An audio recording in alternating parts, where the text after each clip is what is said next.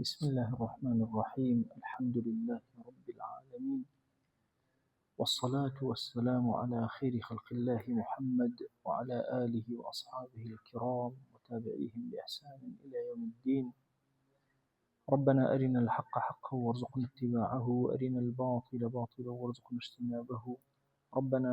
آتنا في الدنيا حسنة وفي الآخرة حسنة وقنا عذاب النار. برياني خوم من خدمة كتاب مداواة النفوس وتهذيب الأخلاق، يعني الأخلاق والسير كزاناي بيبرز ابن حزم أندلسي نسيتي وكو ياداشتي خوي برقة نسيتي بوي هندجار لبرقيك وأتشيت سر موضوع اشتر هستكي توزيك دوريان ليك وهذا بلام لكوي قشتيا لجر أو فصلات جاقي أبيته إما باسي شيء أكين فيما يتعامل به الناس في الأخلاق. خرج شون ما ملا لقل يكتراب كان لبابتي أخلاقها لسر أو موضوع أرن أفرمي العاقل سر موضوع كدانا، والعاقل معذب من وجه ومستريح من وجه. هشكز لمجي يعني الدنيا عقل بيت كسي كدانا الزانا بي يان زور عذاب أتشجي يان إسراحتك شون أفرمي راسيان فرمو كوتويانا صدق من قال إن العاقل معذب في الدنيا، أواني كوتويانا عقل الدنيا هر عذاب أتشجي أوانش هالراسة كوتوانا عاقل الدنيا أنه فيها مستريح إسراحة للدنيا. تعذيبك شون للدنيا أفرمكاتي انتشاري باطل أبيني دولة كاني باطل أبيني كغلبان كردو سرزويان داير كردو وناهلا حق إظهارك أما كات عذابك زور قول رسل دولدرني كسي عقل أن يسيو بيركنو عالمي إسلامي لشأستك هرچی دولي فاسدة أهل فساد هم يكيان قرتوا أهل حقش متفرق هل يكي رأيك وهل يكي شوازك أما كإنسان بين غمك زور قورة دايقري أقر عاقل به تيبقى غمك زور قورة دلو دروني دايجيرك دولي كفر يسدي قد بدن هموين بالقشتي يكترك أو لقل أو أبيثر يعني بيركنو إسرائيل كي بطال همو جيهان تأيديك بينما مسلمانان لغزيك حل بين خوينا أواني كهيج ده صلاة يعني اختلاف يعني هيانا قصي برزو نزمك هيانا تأييدك لدوره وهيانا بس فرنيس كي في أرج هيانا هواري كي في أكره كسيا ناتوان تأييد ناتوان دعم كان والله بوي دائم إنساني عقل زور معذبة لدنيا زور خفت أخوة كأوا ابن أهل بطالهم ويشيان قرتوا أهل حق شيشان تناكر ناهل المجال ونادن حق بروكا بوي غمي زور قورة داي أقري أي لكوا راحتا جياني ولإسراحتا أفرمون وأما راحته فمن كل ما يهتم به سائر الناس من فضول الدنيا. لو زور مرتاحة كخلق هرهم البلامال الدنيا أدا أم هقيني بس الدنيا خلق للدنيا تيجيشتو تصور كان بس خلق عقلتي أدا أو خلق هم هالبأك بلامار أدا أي الدنيا يركا بس خلق عقلك هول أدا قبري الرخا قيامتي الرخا دنياشي لبناوي آخرته دنياي لبناوي آخرته والدنيا زور جوانا بو إنساني مسلمان بس نقبو أوي دنيا بو دنيا بو آخرة جوانا بو يأفرمي ألم رقايا وكخلق هموي بلا ماردا وخوان مشوش كدو أمش هيش خميني أهلي رازور زور مرتاح بلام لوي تريانا زور معذبة كأهلي بطالة بينك يشيان قرتو سر موضوع كتير دا الرجيك بو طالب علم وفقه زوزو قرنجا إيو دائما كلا مجالسة دا أنيشن سيركن أو قصاني لما جيسا أكريه سي جورێکی لەگەڵ دینی تۆ یەکە کاتەوە عیبی تۆش قسەیت یەک جۆرێکی ڕێک پێچەوانەی دینی تۆیە تۆش بەرامبەری ئەوەستی تو جۆرێکی نە زەرەری هەیە نە قازانج نە بۆ دنیا نە بۆ ئاخرەت ئەلەوانە تۆ چۆن مامەڵە ئەکەی ئێستا ئەو دیارە تۆ لە مەجلیسا دانیشتی بێدەنگ نیت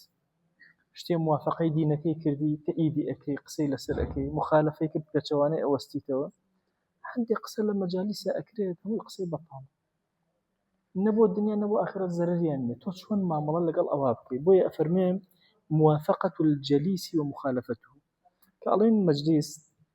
يخل هي جرينجا وانا زان مجلس هر أوي زور بين إسوا كتون زورين أجد دو كسيش بيكو دانش مجلسك سيكز دانش هر مجلسك شون لقى رفيقك كد معاملة أكيد شون لقى أو كمال كتيا دانش معاملة أكيد أفرمي إياك وموافقة الجليس أقال لي بخود بارزلوي هم لهمش تيكا موافقة أو كسنك كلا قال يا دانشت لما جلسك بياني دو بياني أو ملان إن شاء الله هل كان لشوينك أتيت مجلسك كسي قسيك بطالك تو موافقي ناكي أقال لي بالنبي هم كاتو موافقي جليسكي ومساعدة أهل زمانك فيما يضرك في أخراك أو في دنياك مساعدة أهل الزمان خدنك إلا اشتكى كزر اللي أدى لدنياتا يا لآخرت شكا كسي مسلمان بياوي الدنيا وآخرت هردو كان وإن قلبا بشوكيش بي يغوشش بي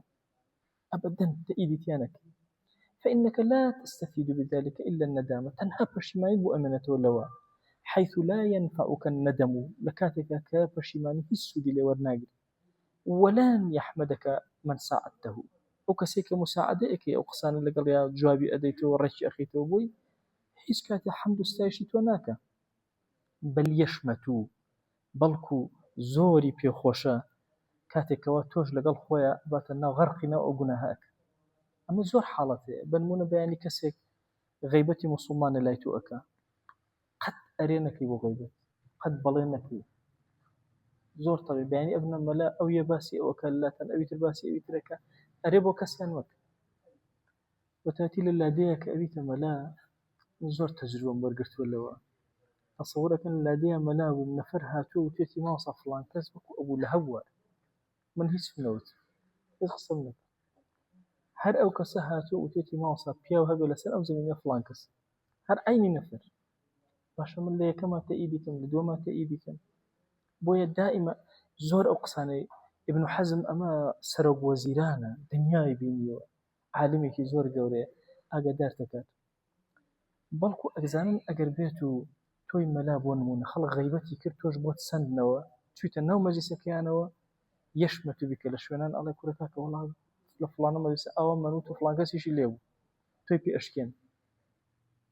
خۆی پێ پاساو ئەدا گوناهەکەی خۆی بەڵام تۆی پێ ئەشکێن بۆیە طالبی عیلم ئەبێ زۆر هوشیار بێت لە مەجلیسە چۆن مامەڵە ئەکات چۆن قسە ئەکات زمانی لەسەری ماڵە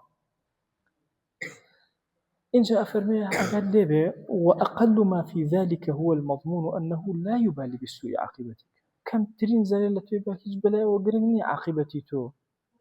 مغبيتو مغبشر بمعنى عاقبته كوتايتو تشيليه بلا وقرني شخصة أشكي ناشكي وبلا وتشكرني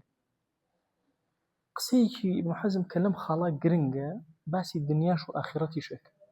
شكو غيبة كان وباسا كان ولجلسة دائني شي لم دو خاليه يا باسك أجت ناو باسي أخرى زري آخرة اللي أدا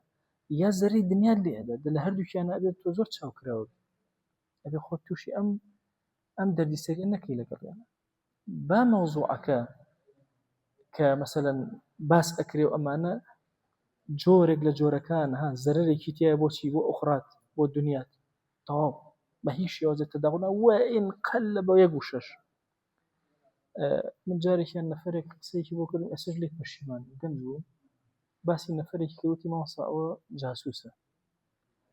من شەر بە طبیعەتی حاڵ ئەو کاتە ڕاهاتم وەرچە قسەی بۆ کردم ئەموو ڕاستە اینجا جواب ئەداوە ئەخر ڕاستەی ئەین تەئیید کرد بەبیرمە کەوتی جاسووسە وتم ڕاستە اینجا دوای ئەوم کرد ئەزان دوای بەس ڕاستەکەی من لای خەڵک باس کراوە کەوتمە جاسووسە و ماوەسا وتی ڕاست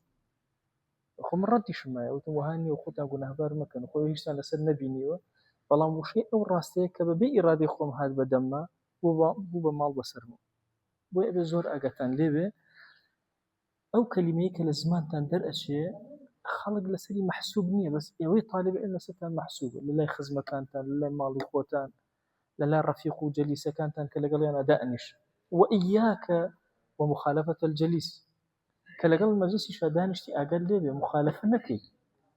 چونکە هەندێک جار مخالفەکەش ڕەک پێچەوانەی ئەوەستیتەوە هەڵەیە ومعارضة أهل زمانك فيما يضرك في دنياك باشا شتێکمان هەیە فيما لا يضرك في دنياك ولا في أخراك مخالفەی جەلیسەکان مەکە ئەگەر شتێکیان هەبوو نە لە دنیا زەرری دەتوو ئەدەن لە ئاخرەت تاقنێ بەسەریانەوە ولو كمش بمخالفيان مكة فإنك تستفيد بذلك الأذى والمنافرة والعداوة اشتك أزاني مباحات نبو دنياي تو زريه نبو آخرة الزريه بابي كنشي لما جيسي تو يجوان مدد مثلا بياني تو أشي لما جيسي كداء نشي باسي قراني برنجك چه زرره بالدنيا من نجان چه زرره بآخرة من نجان دبا هر باسي الدنيا خويا بكن شو أجر تو همو أوانيان ليه منعكي بياني تو ملاي لسري مجلس ودانشتوي هرچیش تلیان منعكي تكز لمجلس تو دانانش وأجر ليه بمخالفة جلسة كان شر لها مشتكان نكي فإنك تستفيد بذلك الأذى والمنافرة والعداوة وإليه عشان قصبران برد أكن وزحمة الأذى هم منافرة طبيعتيا لقطوا يناك يد جايتي أكن وربما أدى ذلك إلى المطالبة والضرر العظيم هندجار أو أبيته كاري أو كان أوان مطالبي ترد لسدابنين شكبو تو هاتوي منع اشتانك مباحد ليكردون أوانيان وردة كاتب خود أزاني يا تو أخنا نو حرامه يا بالطويل مجالس كانت تركبي دواي تو مجبور أيوتشت نو حرامك أوانه دون منفعتي أصلا كاتك شهيز منفعتي كتياني بو الزور أقاتن لبه موافقي جليس بهيش شوازك ناكن مخالفش ناكن أجر هاتو زري لإيوه ندا زي لدنيا وآخرتان ندا فيوز ناكن مخالفك بأهل الدنيا شخصي خويا بكن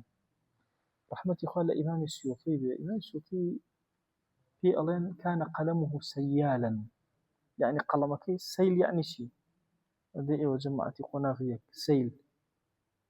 سيل سين يا لام سيل يعني شيء لافاو سيل باشا يقد بدن على قلمكي سيال بو يعني شلون لافاو أروى لافاو كم ملطان بيني يعني أها شلون أروى على قلمكي السيوطي أروشت السيوطي أضي عندي خلق هبون أهاتن كاتيان لأجرت وقتی خوی وکو ئەمە نەبووە بچی قەڵەم بکڕی وەرەقە بکڕی ئەوە نەبوو خۆت وەرەقەت دروست کردووە خۆشت قەڵەمت داداوە خۆشت مەرەکەبت دروست کردووە عالمەکان وابوون ئیمامی سیوطی ئەڵێ ئەمانە کە ئەهاتن بۆ لام نەم ئەزانی چۆن دەریان کەم چۆن لە خۆمیان دوور خەمەوە ئەڵێ بۆیە هاتم هەموویانم فێر کرد کە چۆن بە قامیش نوکی قامیشەکان بۆ داوام بیکەن بە قەڵەم بووم ئەڵێ هەموویانم فێر کرد کە چۆن مەرەکەبم بۆ دروستکەم مەرەکەب وەختی خۆی فەقیع ئەچوون گەڵای گوڵ و ئەو شتانیان ئەهێنا ئەیان کوڵان جوان ئەیان کوڵان دوای ڕەنگەکەیان لێ ئەگرت دوای ئەهاتن با بڵێن ئەو شیلەیە کە بەدارەوە هەیە وەکو کەتیرە ئەویان تۆزێک تێکرد بۆی کە داد لەسەر وەرەقەکە بڵاو نەبێتەوە چکەگەر ئەوەی لێ نەدەی ئەوە ئیدەی لەسەر وەرەقەکە یەکسەر بڵاوە بێتەوە بەس ئەوەی پێوە بێ بڵاو نابێتەوە ئەویش ڕێژەی هەبوو جوان تیان ئەکرد ئەخیرا نەبووە مرەکەب جاری وا هەبوو خەڵوز و ئەوانەیان ئەگرت حتى وقتی خۆی یەکێک لەو مزگەوتانەی سولەیمانیە کە لە تورکیا دروست کرا ئەزانن مەرەکەبەکەی لە چی دروستەکرا لەو چرایی کە لەناو مزگەوتادا ئەگرسا دووکەڵی ناکە دووکەڵی ڕەش وها کرابوو دووکەڵە ڕەشەکە هەر هەموو سوێنەوە یەکێک لە منارەکە دوای لەوێ حەوزیان بۆ کردووە چۆن ناو حەوزەکە و ڕەنگەکەیان ئەگەر وردە لە ئەخیرە ئەیان کردە مەرەکەب و نامەکانی سوڵتان بۆ ئەنووسرا یعنی بەرەکەتی مزگەوتی پێوە نامەکانی سوڵتان بەڵام بەچی ئەکرێ قۆناغبەندی زۆرە مدەتێکی زۆر ئەبێ ئەوە بهێڵیتەوە تا یەک جوان خۆی ئەگرێتەوە اینجا جوان ئەی پاڵێوی اینجا دوای ئەو کەتیرەیەتی ئەکەی کەتیرەکە زۆر بێ ناتوانانی پێ بنووسی زوو وشکە بێتەوە کەم بێت بڵاوە بێتەوە ئەبێ ئەندازی بزانێت وەرەقەیان وەختی خۆی چۆن دروستە کرد هەویر باشە هەویر لە دار و ئەوانە ئەکرا هەویر دوای پانیان ئەکردەوە من بە بیرمە تا زەمن ئێمەش مابوو تەختەیەکیان ئەهێنا تەختەکە ئاوا بزمارێکیان لێ ئەدا لەوێ لێرەشدانێت بزمارێتتر ئاوا بەو شێوازە بینەکانیشی بە پەت بە بەکرەیەکی باریک ئەیان بەست بۆ نمونە ئەیانویست حاشیە بنووسن ئەوان ئاوا لە ژێرەوە دائەنا باشە لە ژێریە ئەوە خەتخەتی بچووک دەرەچوو ئەوە حاشیەکەیان ئەنووسی دوای خەتەکە نەئەما یەکێک سەیرێکرێ سوبحان الله ئەو خەتە چەند ڕێکە خەتیشی بۆ ڕانێکێشەوە بەرز و نزمیکیشی نییە بەس لە ئەسڵا خەتێکی وەهمی هەبوو یعنی ئەتیادی ئەم پەنجەیانە خستە ژێرینەکە بۆی خەتەکەیان بۆ دەرچێت باشە ئەو کاتە وەرەقە پان بوو ئەستور بووە هاتون چیان کردو ئەم تەلانەیان با بڵێن یا ئەم بەکرانە خستە ژێری کە ئەوان کردووە بۆتە خەت لەسەر خەتەکان جوان نووسیان. بۆ ئەگەر کتێبی کۆنی مەلاکانتان بینی بێ ئێستا ئەم کتێبە چۆن ئەم قەراخانەی بۆ شێوازە هەیە هەموو خەتەکانیان ئاوایە دانەیەک نابینی خەتێ لێرە و خەتێ لێ و ئاوە هەمووی ڕێک بوو هۆکارەکەی چی بوو ئەو پەتە بوو کە لە پشتەوە دایانەنا دوای کە ئەیانووسی پەتەکەش دیار نامێنێ دوای مودەتێ کە پێوەی ئەدەیت و ئەمانە ئەسەری خەتەکە نامێنێ بەڵام چی ئەمێنێ جوان نووسیەکە ئەمێنێتەوە. ئیمامی سیوطی ئەفەرمێ ئەم دەم بەتاڵانەی کە ئەهاتن و کاتیان لێ ئەگرتن وەڵا هەموویان فێری ئەمە کرد ئەڵێ یەکی وەرەقەی بۆ هەڵەواسیم تاوشک بێتەوە یەکی هەویرەکە ئەگرتەوە یەکی خەریکی مرەکەبە بوو یەکی ئەڵێ بەدەم قسەی خۆشیانەوە ئەمانم پێ ئەکرد ئەڵێ بۆیە ئەرکێکی زۆر گەورەیان لە کۆڵمە کردو اینجا دوای من بە ئیسراحەت دەستمە کرد بە نووسین وەرەقەم حازر بوو مرەکەم حازر بوو قەڵەمیشم حازر ئەڵێ ئەمانە هەندێکیان ڕەفیقی باوکم بوون زمانی باوکمەوە مابوونەوە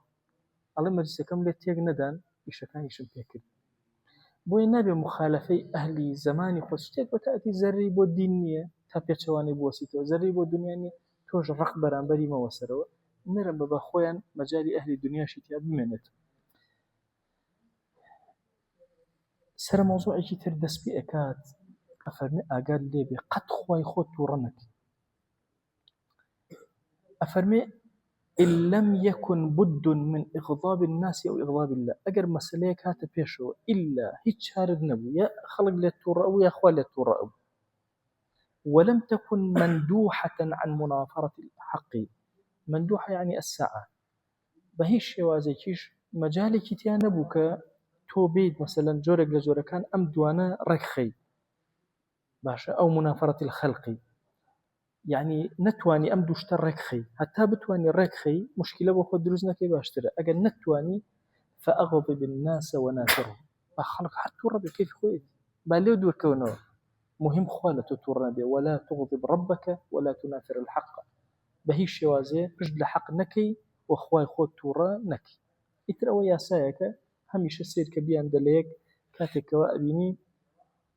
توري خو توري خلق كو أبيتوا ليكشتا وهيج مجالك نية بيان صلحيني مجالك تانية أو كاتخلق بحر توربي تو مهم خواد لخوت تورنا كردو بعادتي يو أهلي وعظة قصة كان بو خلق بياني ملا محمد يعقوب ملايكي زرباش وخريجي خاندنو ملايتيك يو وعظك قصة بو خلق شون وعظك شون قصة شون قفتو قولة بخلقك بقد بدن اتساء اقتداب بيغمبر صلى الله عليه وسلم لقصية بيغمبر خواه صلى الله عليه وسلم شون وعظي خلقي كدوتو وعظي أكيد أفرماء الاتساء بالنبي في وعظ أهل الجهل أهل جهل أهل معاصي كأتي تناويان أهل رزائل خرابكاري واجب لسرد وكو بيغمبر صلى الله عليه وسلم أكر كسيك وعظي خلقك بوشكيو بجفاو اكفي هراري هنا يعني عبوسي دمو شايبا بيكاو وعظي خلقك براسي كسي بدورو نامن يعني اگر تو بيت شوازي معاملات لقال خلقك شوازكي جوان نبي تندو رقو قصة كردن برامن بخلقو بالرؤى كان جاري وهي أشيت يعني مزقوتي لو يعني بيت سير يعني أو ملايكة خطبة أدا أم خلق فقيرات أما تشاكا كان غضبي خرابة كان بس تشاكا كان دا أباري أو باشترينها توجه لتو أقري خو أونية خلق جناهي كردو حقي جناهك أوان بسر أمانة الرجل أجد طبيعتك بوشي وازو الرؤى كان أوي كلا دورته هموي أروى جفاء عبوسية زخرة في الإنسان دمو تشودان بيكاو دائما إنسان إما دل لوعظ أوانه أبشون في غمرك صلى الله عليه وسلم فما هركسي أو وعظك فقد أخطأ هليك وتعدى طريقته لطريقي خوي لا يداوى لوعظ لا يداوى وصار في أكثر الأمر مغريا للموعوظ بالتمادي على أمره زور كدواي ليك أمشي وازما ملا أو كسيك أتوي أمشقاريك زياتر خرافك إصرارك اللجاج يعني إصرار زور خرافك وزور توريئك ومغايضة للوعظ وللواعظ الجافي دائما مغايظة غيظ معناه رقي زورة، الغضب الشديد زور تورا أبي شيء لو كسي واعظي أكاب وشكي، فيكون في وعظه مسيئا لا محسنا، أو كاتا بحساب وعظي خلقت كذو قصد شاكد بو خلق كذو بلان بويتا مسيء نك محسن، هاتووی قسەت کردووە موسیئی خراپەت لەگەڵا کردوون باشە لەبری ئەوەی بەرەو دینیان بێنی دووری خستونەتەوە لە دین بۆی ئەبێ زۆر ئاگات لێبێ قەت جۆرێک لە جۆرەکان ئامۆژگاری نەکەی بە وشکی و بە دەم و چاو داخراوی ئەوانە ئەو کەسەی کە وەعظ ئەکا ببیشرن دەم و چاوێکی گەش و جوان وتەبەسم زەردەخەنەی لەگەڵا ئەکا وەلین بە نەرمونیانی كأنه مشير برأي ناي الراستوخو قصة لقل كابرابك كأنما مشورتي لقلاءك ومخبر عن غير الموعوظ كأنما خبر أدا نباسي أم كسبك باسي كسي كتر أكا لقل أما أوما ملأك بما يستقبح من الموعوظ أو شتيك ولا موعوظك هيا لكسي كتر باسيك باسي فرعونك باسي شيطانك باسي نفسي خوي أكا كسك بلا مبستي أوا أفرمي فذلك أبلغ وأنجع في الموعظة، أنجع بمعنى أكثر نفعا، نفعي زور زور أبو شوازة أقر بيت أبو شوازة ما ملاب كيد أبو شوازة قفتو قوكي لقل بران بركانتا واتر راستوخو آموشقاري مك بنا راستوخو آموشقاري بك فإن لم يتقبل أقر قبولي نكر فلينتقل إلى الموعظة بالتحشيم وفي الخلاء أفرمي أقر هاتو أمي قبول نكرت تينا قيشت كتابك ناوكي نبي الوزن جورترين دياري جوانترين دياري شتيكي أو كوملا تشيروكي تيا بخان نوزو إسفادة ليكم كسيك الله شو مالك بوي هاوركم سعيم بيبكا سعيد قلابكم الله هاوركم بيازي خود الله زور بي بيزار بوم زور بيتعقد بوم الله نمز أزاني شون بيبلن كبياز خودنا أو خراب إن جاء الله من هرشيم أو درفيقكش من أيوت أما والله بوني في زور أو يوان أو أيش والله راسك كتوه على زور قصة ما كر على الأخيرة على الرفيق كم خوي فين نجيرة والله بريخهم أجر أم جارهاتي وما بيشتر خود شو زور بوني عارقد ناخوش على تيجيشت من هرشي الله بخوش ما هي باش بوي برامبرك قبول ما كل واضحة لا أم مثلا هراسان ببونك أو هراسان ببوني كتير تو هز ببوني ناك أو هز ببوني كتير ناك أو كسيك خوي بيازا خو هز ببوني بيازا خوي ناك بەرامبەرەکەی هەستی پێ ئەکا ئەو کەسەش کە ئارەقەکەی هەیە خۆی هەست بە خۆی ناکە بەرامبەرەکەی هەستی پێ ئەکا بۆیە دائیمە جاری وا هەیە ئەتێ وەعزی کەسێ بکەی ئامۆژگاری کەسێ بکەی دیقەت ئەدەی کە قسەی لەگەڵا ئەکەی مەسەن بە غێر مباشر هیچ تێ ناکە ئەویش هەر کەئەنەما لەگەڵ ئەوت نییە ئەڵێ ئەم جارە محاولە بکە بالتەحشیم بەش زۆرکردنی حیا و شەرم و ئەمانە ئەلەم لایەنەوە مەسەلەن وەرە ڕێگری لێ بکە محاولە بکە هەرچۆن بێ شەرم تیا دروستکەی ئیمامی غەزالی قسەیەکی ئەفەرمێ یەکەم شت لە مناڵە کە دروست بێت لە صفاتەکانە فەقێکەن دڵتان لێرە بێ کوڕ یەکەمین شت بریتێ لە چی لە الحیا ئەبێ پەروەردەی حیا بکەن شەرم کەن لە خوا شەرم کە لە خەڵک شەرم کە وا مەزانە لە خەڵک شەرم کەی تۆ بۆ خوات نەکردووە ئەزانن ئەگەر لە خەڵک شەرم کەی لەبەر خاتی دینەکەتە ئێستا ئێوە بەیانی خۆتان ئەپارێزن لە گوناهەکان خۆتان پارێزن لە قسەوتنێک لە دەنگ بەرزکردنەوەیەک لە ناو مزگەوتە ئەڵێن بە خەڵک مەسەلەن نەڵێ فەقێکان ئەوهان زان ئەوە هۆکارەکەی پشتەکەی ئەگەڕێتەوە بۆ کوێ بۆ ئەوەی کە ئەتەوێت دین شکست نەهێنێ ئەتە عیبە نێتە سەر دین بۆی هەر ئەجری لەسەر وەرەگری بۆی زۆر ئەمانەتان ئاگا لێ بێ جا ئەفەرمێ محاولە کە ئەگەر بەوە نەیکرد محاولەکە بە پەنهان قسەی لەگەڵاتی شتەکەی پێ بڵێ یا هەرچۆنێک بێ لە جۆرەکان فێری شەرم و حەیای بکەیت ئەفەرمێ ئەی ئەگەم ئەمەشی وەرنەگەر فەئین لەم یەقبەل بۆش حاڵی نەبوو کابرا ئەفەرمێ ئامۆژگاری بکە فەفی حەضرەتی من یەستەحیی منه الموعوظ ئەو کەسەی کە وەعزی ئەکەی لە کێ شەرم ئەکە هەموو ئینسانە لە هەندێک کەس شەرمەکە جاری وایە ئینسان لە باوکو دایکی شەرمەکە جاری وایە لە مامۆساکەی شەرمەکە حەز ناکە مامۆساکەی ئەو عیبەی بزانێت ئاساییە یا حەز ناکە یەکێ لە ڕەفیقەکانی ئەو عیبەی بزانێت طەبیعیە ئەفەرمێ لە پەنای ئەو کەسا پێی بڵێ ئەگەر لە پەنای ئەو کەسا پێ بێت ئینشاءالله وەری ئەگرێ و بەرەو باشە ئەڕۆ واضحە ئەوە ئەو جار أفرمي فهذا أدب الله تعالى في أمره، خوا جل جلاله أقد دقتي قرآن أدي أوى هەندێک جار ناڕاستەوخۆ پێمان ئەڵێ، هەندێک جار شەرممان تیا زیادەکە، هەندێک جار کە ئەنەما بە پەنهانی قسە لەگەڵ تۆیە ئەکە، هەندێک جار بیر ئەکەیتەوە لە خزمەتی گەورە پیاوانە دانیشتویت و ئەم قسەیەت بۆ بەرامبەر ئەکرێ، مەجلیسێک لە قورئانە هەست پێ ئەکەی قسەیەکت بۆ باسەکە کە ئەنەما ئەچیتە ناو مەجلیسێکەوە لەوێ ئامۆژگاریەک ئەکرێ، تۆ لە ناو مەجلیسە وەری ئەگری.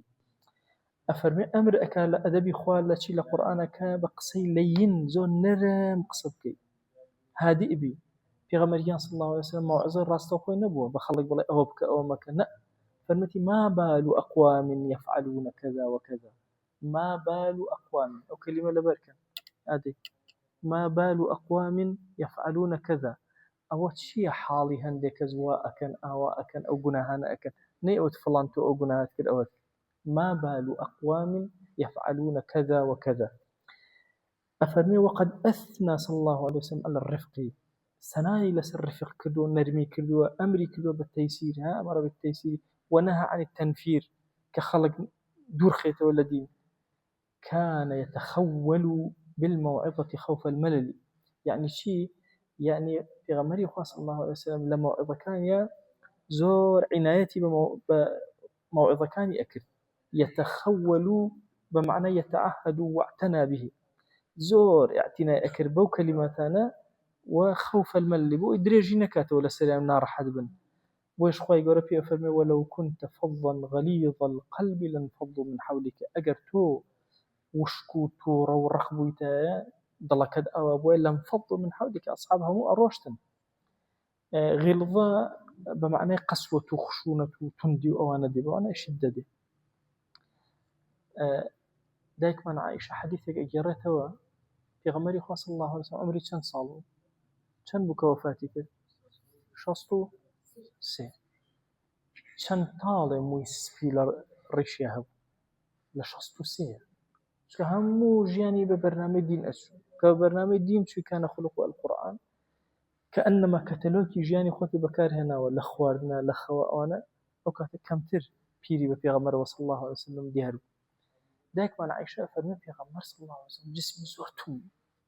إلى أن يتحطمه الناس، حتى خلقي روخانيا شون أزان هر كسي لقل پیغمبر صلى الله عليه وسلم أوستا أزاني خوشويز نأروش حتى كسك أروش أزان چند زحمت بو لسري أو همو إركي عالم بسر وبي الله جاريك هاد إشي بيه بو أيبر إشاكي بي أكل ويا پیغمبري خواه صلى الله عليه وسلم زور ماندو بو لقل أوشها لوعظة زور نرم وحليم بو أو حلمه أو نرمي أو يكرك أو هم الصحابة بدول يكوبته بوشيواز بوي زور أجتن لما بيه. طبعا إنسان لما لا يأتي زور ما نؤبي بحد ما نؤبي بلا أبي حوصلتان زور جورد زور نفستان دريج بيه أو خلق إشي بأيويا أبي الزور بهيز بن تصور كان جاري وهي خلشك أو ندتان ماندوءك هراسان أبي هم جاري لو كاتي هراسانية وأخوائي كان عفوهم كأخوائي، أما لو أشي جوري جناهم كذبوا أم كساوى عزيتم أداء يان دعاك روكن جاري وكسي يد أو نكات الأجري ناروا علاجتني للضلوا هواك أخوائي بخاتي جوري خود ضلي وهذا بكبروا بويتو نليتو أبروا عادز بيه شكبو كيشك مني مكسكني هربا بروا كيف خويك كيشك لا بشتو دينه واجب لسرم بهمو أخلاقات الحفاظ بس الدين كان بوي أفرمي قال لي وأما الغلظة والشدة فإنما تجد في حد من حدود الله، أجر حدك يخوى بيشيل كده أو كاتتون بياوب يعني هو تصور كان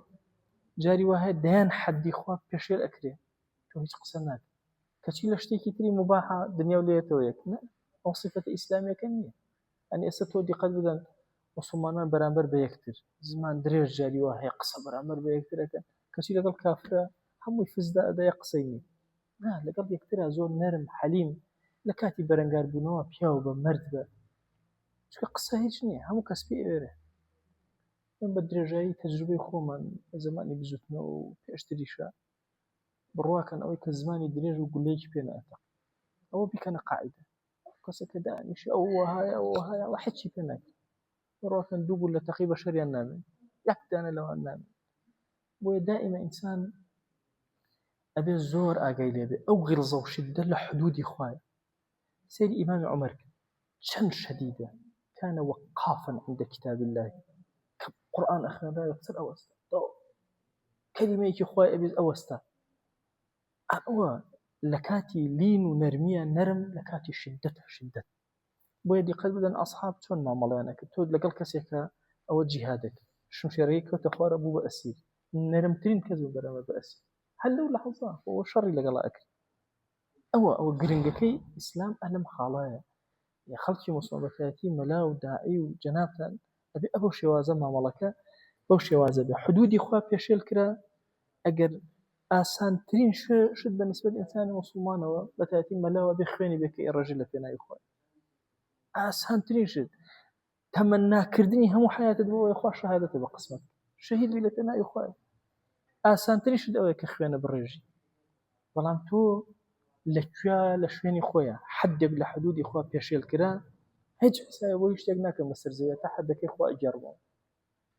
أو زور جرينجا تو ري إما غلظي إما شدي إما لكاتي حدود أباني إن شاء الله زمني إيه وزمني ده صلاة مسلمان أبي. ده صلاة مسلمان تو إسبير كرو كسي أجر زناي كردبة دار كاريكي. إنسان ضلي بو أسود مسلمان كجوان أهلي مزجوت أهلي سجدية ونهي كردوا أبي داري شلون. مثلا أو الزهز والنار حتى. دي خوي جور أفرمي ولا تأخذكم بهما رأفة في دين الله أو آياتك الرأفة نتان قريه أو آياتك بهما رأفة في دين الله باشا رأفة رحمة لو كانت نتان قريه بلي بخوا قناح وبزيت شكو حد إخوا جيب بلان لعينا كاتشا دعاي بوكم خوايا هدايتي بدا حتى أوكسيك داركي لي دعاي بوك خوايا هدايتي بدا خوايا عفوك أبا محجني ثقافي يشكل لها ولان عرق أخوات بيترق ناكر لي أدن عرق خواردنەوە دارکاری هەیە هەموو جارە دارەکانی لێ ئەدەن و ئەوانە زۆریش دوعای بۆ ئەکەن خۆی هیدایەتی بەخوای هیدایەتی بدە لە ئەخیرە خۆی گەورە هیدایەتی ئەدە نەجاتی ئەوێ جارێکیان لە یەکێک لە ئەو ئافرەتانەی کە زینای کرد و ڕەجم ئەکرا کەسێک قسەی پێوت ئەخزاک الله یا ئەوەی ماعیزە کوڕێک پیاوێک کە زینای کرد بوو وتی ئەخزاک الله هەندێک ڕوايات دەفەرمێ ئیمام عەلی وای پێ فەرموو واتە خوا سووکت کە پێغەمبەری خوا صلی الله علیه و سلم تووڕە بووتی والله تەوبەیەکی کردە بەشی هەموو ئەهلی مەدینەیەکە ئەوەندە گەورەیە کەس قسەی پێ لا تعینوا الشیطان على أخيكم هاوکاری شێطان مەکەن زاڵ بێ بەسەرەوە نەرمین ڕەفەتمانێ بەڵام لە جێبەجێکردن و تەطبیقی شەریعەتە بەموو لا ناگرن غلظە و شیددەش بەکارهێنین بەپێی کاتەکەی خۆی أفرمي ابن حزم فلا لين في ذلك للقادر على إقامة الحد خاصة أو كسيتوانه أو حد جيبجيكا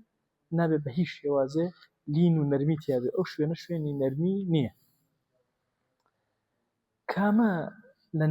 كامل لموعظة كانت زرز السودي أبي لنا وخلقه أفرمي ومما ينجع في الوعظ أيضا الثناء بحضرة المسيء على من فعل خلاف فعله أفرمي أقل لي لحضرتي أو كسي كخرافة في كردو لبناي أوا إيشك لو هنانيك أفرمي زور سودي بوا أو كسي كأوش خرافي نكردوا ثنايك وصفك بجوان باسيك أفرمي فهذا داعية إلى عمل الخير أما هو كارك بقوتك تبر وعمل خير أبا أو برامبر وعمل خير أبا بغير مباشر تو أمش قاري كردوا وما أعلم لحب المدح فضلا إلا هذا وحده ابن حزم أفرمي نمبيني ومدحو بيا هلدان باجبه إلا لو شويناني كمدحي كسي أكي فلان كس شاكا أو أبو شوازة هانداني أكي لفيشاوي أواني ترى في غمري خواص الله عليه وسلم أمي زوربه ها باسي صهيب كان الرواية كاقا شيء ضعفه في أويتيا أفرمي نعم العبد صهيب كسيكي شاكا صهيب لو لم يخف الله لم يعصيه أقل الأخوان نترسايا هر قناهي نأكرت يعني إيه وش قناه ما كان أي أصحاب هاني أداء صف كسي كان وباسك أبيت النمونة وصحابة كان يثير بهمانشش أفرمي بويا وهو أن يقتدي به من يسمع الثناء هر كسي جوي لو ثناء بو أو كسا أكري أو يشو هانيك ور أجري الناخوة كأتشي أكا أو اشتجيب جيبك. ولهذا يجب أن تؤرخ الفضائل والرذائل لينفر سامعها عن القبيح المأثور. مقصي زور قوري الله بويا واباشا أو كساني ميجو أنوسنوا تشاكشو خرافش بنوسنوا چاکەش و خراپەش بنووسنەوە چاکە ئەنووسنەوە خراپەش ئەنووسنەوە کاتێککە چاکەکان ئێستا هەر یەکێک لە ئێوە بیکەنە قاعدە حیاتی ئەولیای گەورە بخوێنەوە لە خۆتە ئەکەویتە عەمەلی چاک. جارێک لە زۆر عالم پرسیار کردووە چ کتێبێ زۆر کاریگەری لەسەر دانایی بۆی تۆ بگۆڕێ لە زمانی گەنجیتەوە تا ئەمڕۆ. یەکێک لەو کەسانەی کە پرسیارم لێ کرد دکتۆر زیاد العانی سەرۆکی جامعەی ئیسلامی لە بەغدا وەختی خۆی ئەو پرسیارم لێ کرد وتی وەڵی لە گەنجەوە تا ئێستا کتێبێکم هەیە زۆرم خۆشێ تی پەڕەکانی خەریکە ئەدڕێ ئەوە نەبخوێندێتەوە کتێبی حیلیەة الئەولیا هەر جارێک کە ئەیخوێنمەوە گۆڕانکاری لەم نەدروستەکە بۆ چونکە حیاتی ئەو پیاوە گەورانە ئەبینی هەستەکەی تۆ حچت نکردو بۆ دین چیت کرد خزمەتەکەی تۆ کامەیە حیاتی هەر یەکێک لەو پاڵەوانانە ئیسلام ئەخوێنیتەوە کە لە عیلمە لە جیهادا لە چیان کردو تۆ چیت کردو یعنی لە قیامەتە ئەگەر زیندوو بینەوە تۆ چیت چ ڕقەمی لە ناو سفرەکانیشە سفر نیت پیاوی ئەوەندە گەورە کاتی حیاتیان ئەخوێنێت تاریخی ئەمانە خوێنێتەوە زۆر گەورە یان خراپەکاران ئەهەندی قەدن لە قورئانە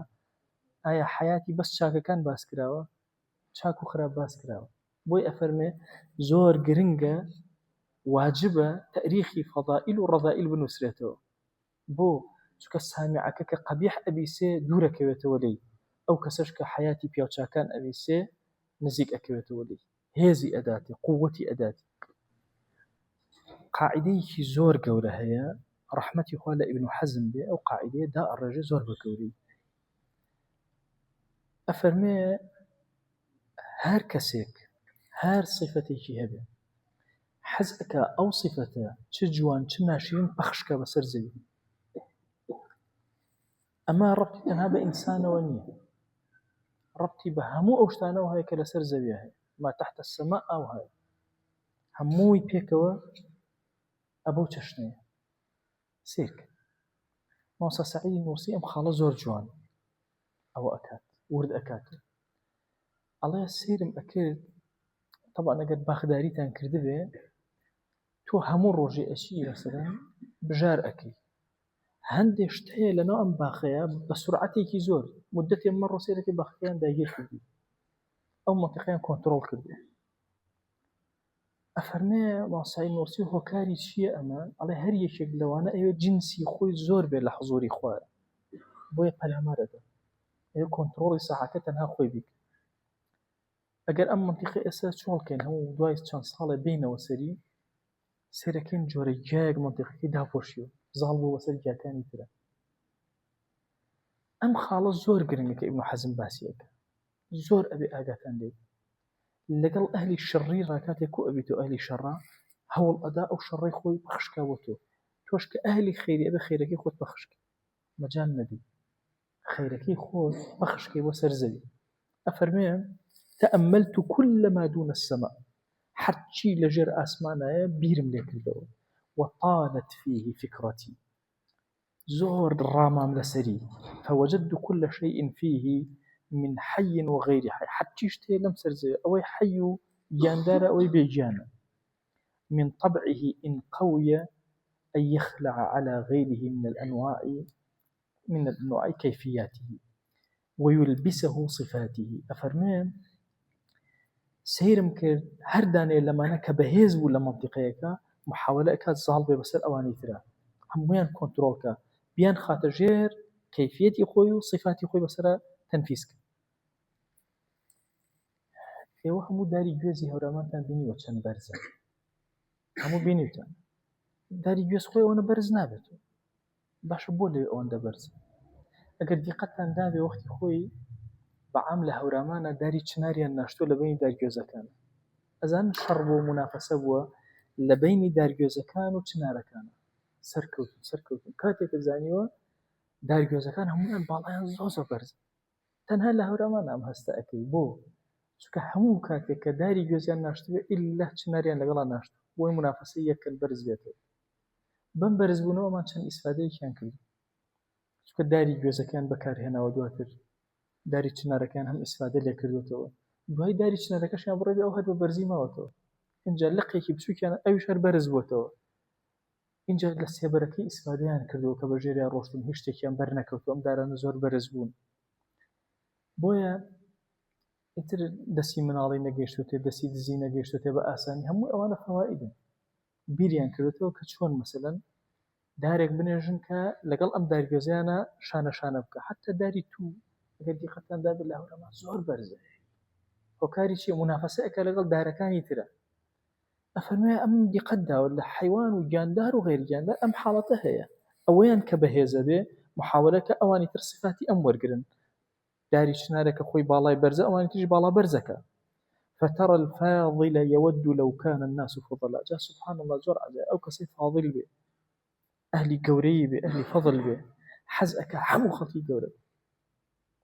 بڕواکەن کەسی فاڵێ قەت حەز ناکە خۆی دەوڵەمەند بێ و خەڵک نەیبێ حەزەکە هەموو خەڵکی دەوڵەمەند هەموو خەڵک هەبوو بن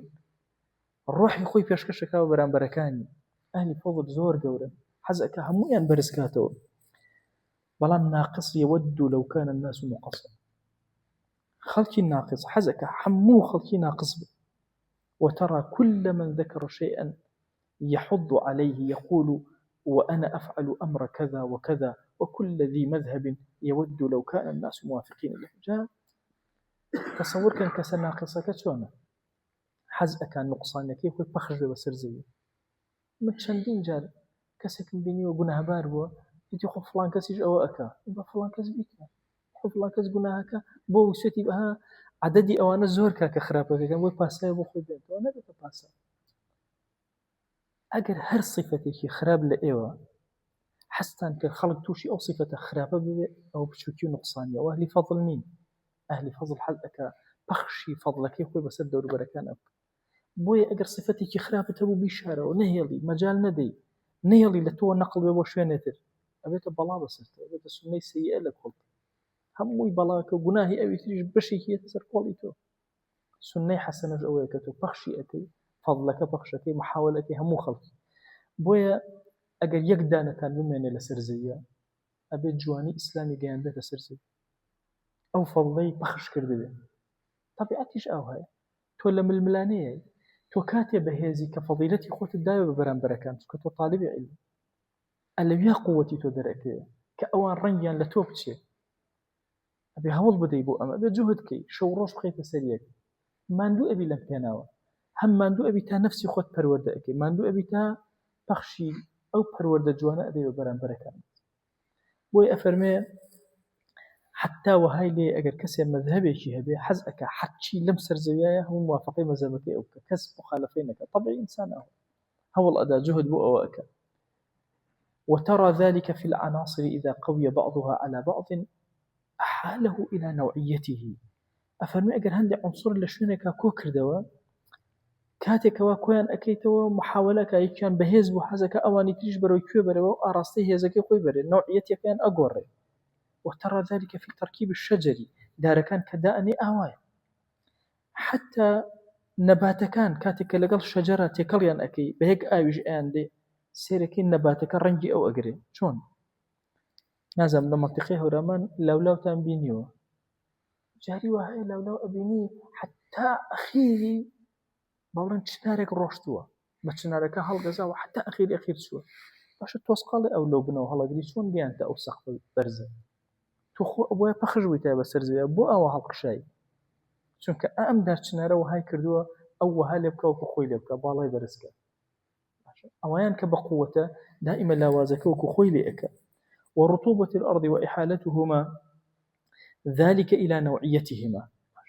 توزي آو رطوبيه زاوية هردو كان وكو يقلئك فسبحان مخترع ذلك ومدبره أي باكو بيقدي وأخوائي كأماني خلق كدو تدبيري كدو لا إله إلا هو بس خوي مصورة خوي خاوني هره مشتكانا بروا كان داري ميو دي قطان داو خو داري ميو زور برز نادد أتشن داري كي دريجي لبنا يا كبري كي بالا برزي بو كان أجو رق بالا برزي بيجي سر كبر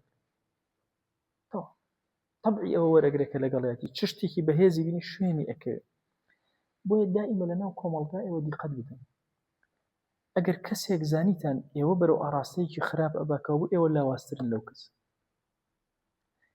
ئەگەر ئێوە توانیتان خەڵکێک بەرەو چاکە بێن ئێوە لە خەڵکە باشترن بەقووەترن لەو شوێنە. دائیمە ئینسانی ئیماندار ئەچێتە شوێنێک کەوا خەڵکەکە بەرەو چه ئاراستەیە بەرەو ئاراستەی هێزی خۆی بێنێ. ئێوە هەر هەمووتان تازە تاڵیبی عیلمن بتانەوە نەتانێ بەیانی مەلان هەر یەکەتان سوچێکتان گرتووە ئەبێ ئەو قووەتە ئیجابی کە هەتانە پەخشیکن بەرامبەرەکاتە ئیلا بگۆڕ ئەو کۆمەڵگایەتیان بیگۆڕ لە هەر مەجلیسێکا بوون لە هەر شوێنێکە ئیلا بگۆڕانکاریتان دروست کردن خەڵکەتان بەرەو چاکە هێنابێ. بڕواکەم چوومە زەرگەتە ئەمە لێرە زۆر دەرس و دۆرمان خوێنووە لە هەڵەبجە کە ماڵمان باری کردە زەرگەتە یەکم مناڵ تاکە مناڵێکی لە مزگەوتە نەتەوی تقریبا 87 ئیتر لە کۆڵانە لەگەڵ ڕەفیق و برادەرە وردە ئێمە تێکەڵ ئەبووین وردە مناڵ کۆبوونەوە یاریمانە کردو ئەوانە لە کاتی یاریەکانە هەموو جارە ئێمە لێرە ڕاهاتبوون ڕەحمانە کرد بۆ مزگەوت کە بانکی ئەدا لەوێش کە من وردە ئەچووم بۆ مزگەوت یەکەم جار پیان غەریب بوو دوای ئەوانیش هاتن بەبیرمە یەکەم جار زۆر پیرەکان نیانێ هێش بەڵام دوای زۆر ڕێزیان لێ ئەگرتین کە ئازانی فعلا دەستنوێژەبین و نوێژەکەین و دوای بووینە 7 کەس ئەزان ئەو 7 ئێستا هەر 7 دکتۆرایان هەیە هەرێکی لە بواری خۆیان فقط توقع ناکە ڕۆژێک لە ڕۆژان ئەو 7 بگەینە ئەو مەرتەبە هەر کەسێکی لە شوێنی خۆی ئیشەکە تصور کە تۆ کە لە شوێنەکە ئیلا ئەبێ هێزێکی وهات هەبێ ئەم چەند کەسەی کە لەگەڵ تایە بەرەو چاکەکە و بەرەو ئەحسانەکەیان بێن خۆ من ئەو کاتە هێز نەبوو ئەو کاتە عادەتێک بوو کە گرتبوو نەمەتوانی تەرکی چونکە ئێمە لە سیروان بڕواکەن کە بانگی بدایە جاری وا بوو گەرمەی دووگۆڵ بوو یەکسەر یاریەکە وەسۆ هەرچی مناڵ ڕایەکە خۆی کردەوە مزگەوت ئەوە نەبوو ئێستا بە مۆبایلەکەەوە کابرا تااقەتی نوێژەکە بکە غەریب بوو ئەو هەموو خەڵکە ڕووی ئەکردە مزگەوت قەرەباڵغێک جاری وا 500 600 مناڵ لە مزگەوتە ئەوەستە بێ لە گەورەکە لە دواوە ئەوەستە هێزێک هەبوو لەم نەحوەرە هێزێکی عەجیب بۆیە تەئسیری ئەکرد لەسەر هەموو دەوروبەرەکان بۆ عرف من نەمانەتوانی ئەگەر بانگ بدا من بەبیرمە تۆپ ئەتەقی بانگی ئەدا خەڵک هەرەوە بۆ مزگەوت لەو کاتی تۆپ تەقا ئەوە زۆر خەتەریش بوو خەڵکەش هەر ئەهات خۆی پێ نەئەگیرە لە ماڵەوە نوێژەکەیکە چکە وا پەروەردەکرا بوو ئەوە بووە بەشێک لە پەروەردەیان یەکسەر تەئسیرەکە لەسەر بەرامبەرەکان بۆیە ئەچیتە دائیرەیەکەوە شوێنێکەوە ئەبێ ئیلا گۆڕانکاری لەسەر هەمویان دروستکە بۆ تۆ بەهێز ئەبی نەک بەلاوازی شوێن عادەت و عرفەکانی ئەوان بکەی ئەو بچووک دەکات ئەوان ئەبێ وەها لێ بکەی شوێن عادەت و عرفی تۆ بکەون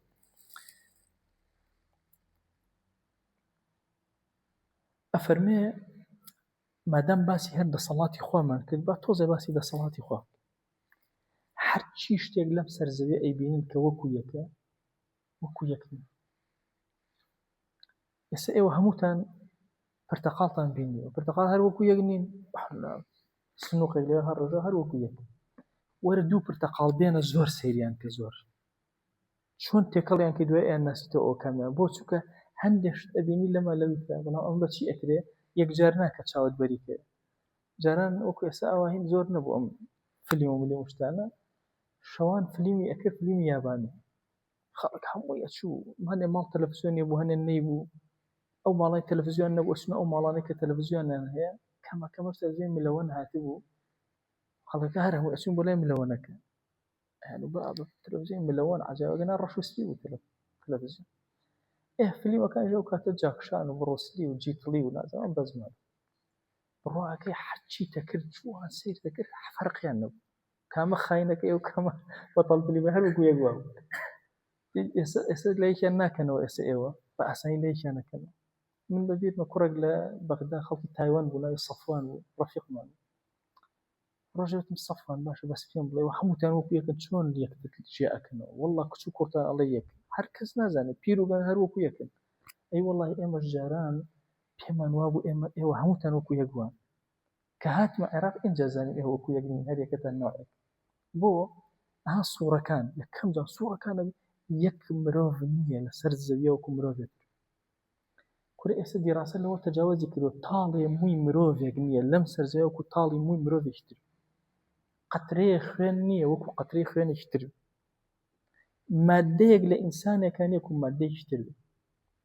نا لەوە تەتەوری کردووە دیراسات ئەڵێن ئەگەر دارێکی سێو بێنی سەیری کە ئەو هەموو سێوەی گرتووە هیچ سێوەکو سێوێکی تر نیە چکە خوایەکێک لە ناوەکانیشی ئەلموسەویر تەسویریان دەکا هەر هەمووی بۆیە لێرە ئەفەرمێ ومن عجيب قدرة الله تعالى كثرة الخلق أو هم خلقي دروس كردوه ثم لا ترى أحدا يشبه آخر شبها لا يكون بينهما فرق قد نابني شتي لشتي تربتي هيج فرقي نبي وقد سألت من طال عمره أو كسيك عمري زور درجة برسارم ليكردو هيانا 8 ساڵ بووە وتومە هیچ سوورەیەکت بینیوە کە لەگەڵ سوورەیەکی ترە هیچ فەرقی نەبێ وتێتی بە هیچ شێوازە نەمبینیوە بل لكل صورة فرقها هم صورتك هر فرقها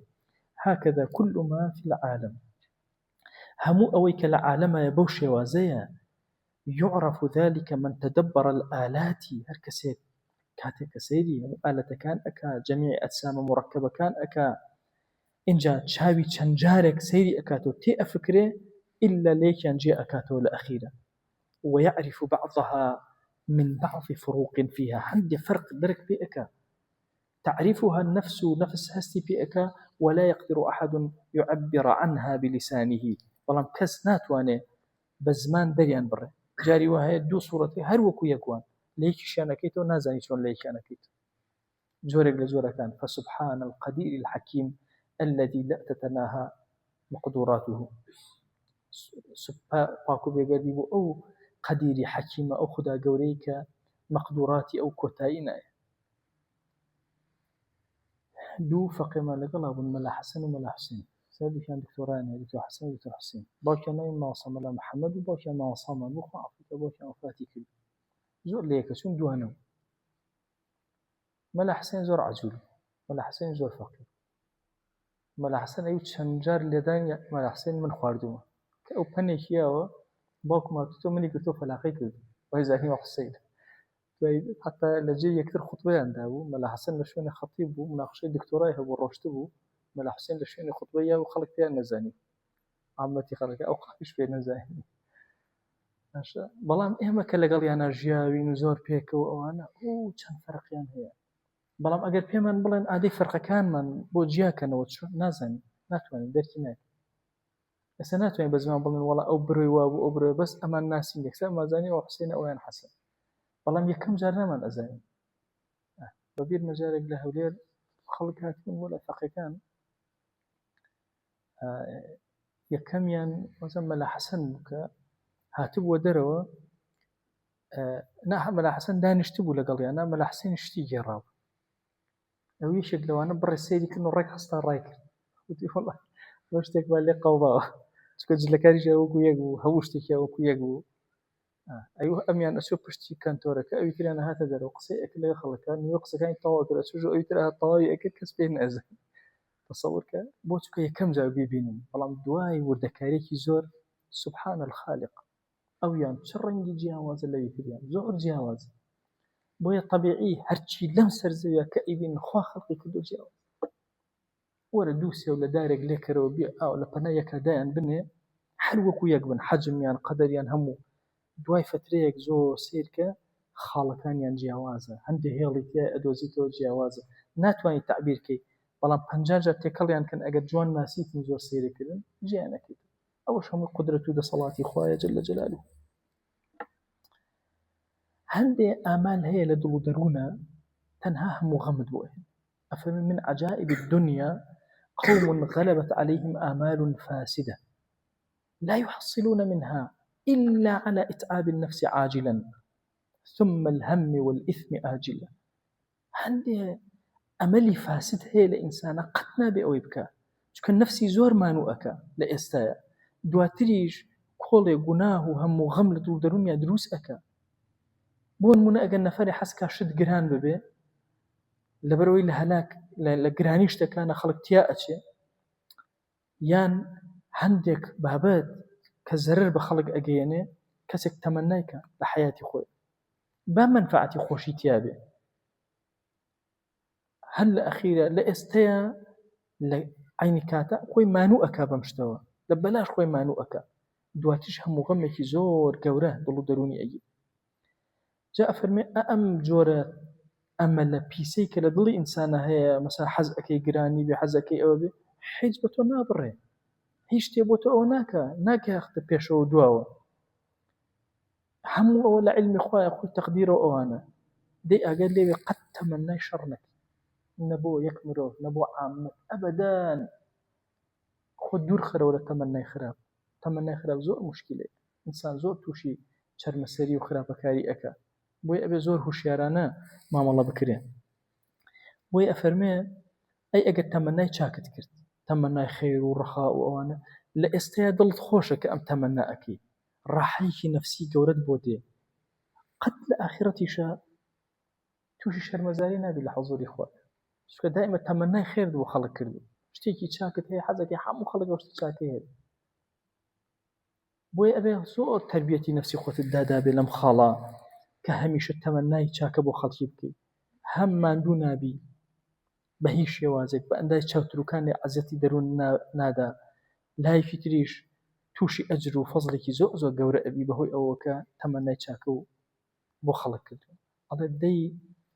ئاگاتان لێبێ سرت سوڕ ئەمێنێ لە فەسادی ئەم ئەخلاقە کە هیچ منفعەتێکیشی نییە بۆت والله جارێ ئینسان ئەو هەموو تەمەنا شەڕە ئەکا هەرچیشی نییە بۆیە مەجال نەدەن خەیاڵیشتان شەڕی پێ بێ چونکە خەیاڵ نوسخەیەکی تۆیە لە ژێرەوە مەجال نەدەن خەیاڵتان خەیاڵی خراپ باشە بە خەیاڵ خراپە بەرامبەر بە کەس نەکرد چونکە سوورەتی باتینی تۆیە لە سوورەتی باتینی زۆر پاک و جوان زۆر هوشیار بی لەسەر خەیاڵات و خوتوراتی دڵی تۆ داواکەین لە ذاتی پاکی پەروەردگار یا ڕەبی خوایە لە گوناهەکانمان ببورە دەرگاکانی خێر بەسەرمان بکەرەوە لێمان خۆش بە یا رب العالمین یا ربی خوایە داوات لێ ئەکەین بە ناوی جوانت بە صفەتی بەرزە بە ئیسمی عەظەمت ئەم کەلیماتانەی وتمان بیکەرە چرایەکی ڕۆشن بۆمان یا رب العالمین تربیەتێکی زۆر گەورەمان دابە یا ئەکرەم الئەکرەمین یا ربی خوایە داوای خەیر و چاکانی دنیات لێ ئەکەین داوای خەیر و چاکانی ئاخرەتت لێ ئەکەین لەم دنیا سەرمان بەرزکە لەو دنیا سەرمان بەرزکە عاقبەتمان خێرکە یا رب العالمین یا ربی خوایە لە گوناهی دایک و باوک و مامۆستا و خۆشەویستانمان ببورە لە گوناهی قوتابیەکانمان ببورە یا ربی خوایە تۆ وەهامان لێ بکە وەها پەروەردەمان کە تۆ لێمان ڕازی بی خۆت لێمان ڕازی بی خوایە لێمان ڕازی بە خوایە لێمان ڕازی بە خوایە لێمان ڕازی بە آمين آمين والحمد لله رب العالمين وصلى الله على سيدنا محمد وعلى آله وصحبه وسلم تسليما كثيرا أبدا إلى يوم الدين ويقول لبناهي من الشيء أجبوري وخلي من قبولك يا ربي